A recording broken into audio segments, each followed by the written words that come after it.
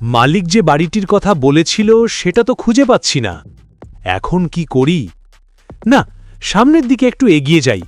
যদি কাউকে দেখতে পারি তাহলে তাকে জিজ্ঞেস করে নেব। কলাপুর নামে এই গ্রামের জয় গোবিন্দ নামে এক জমিদার থাকতেন। তার একজন কাজের লোক জমিদার বাবু তাকে বেশি ভালোবাসেন, যার নাম পটল।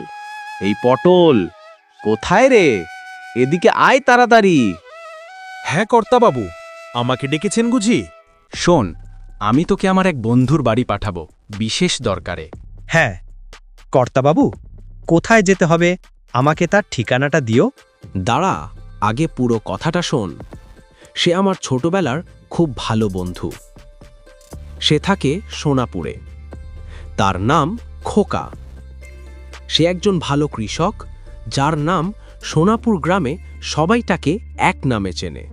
হ্যাঁ কর্তা, আমি আজকেই রওনা দেব সোনাপুরের দিকে। অনেকক্ষণ পটল রাস্তায় হাঁটার পর সামনে একজন লোককে আসতে দেখতে পেল। পটল তখন লোকটিকে জিজ্ঞেস করল, এই যে দাদা, আমি কোলাপুর থেকে এসেছি। এই গ্রামে খোকা নামে কৃষকের বাড়ি কোথায় একটু বলতে পারবেন? দাদা, আপনি তো ভুল গ্রামে ঢুকে পড়েছেন। এটা তো সেই গ্রাম না যেটা আপনি বলছেন। এটা সামনে গিয়ে ডান দিকে যাবেন। এই বলে লোকটি তার কাজের দিকে চলে গেল এবং পটলও সামনে গিয়ে ডান দিকে ঘুরে খুঁজতে লাগল।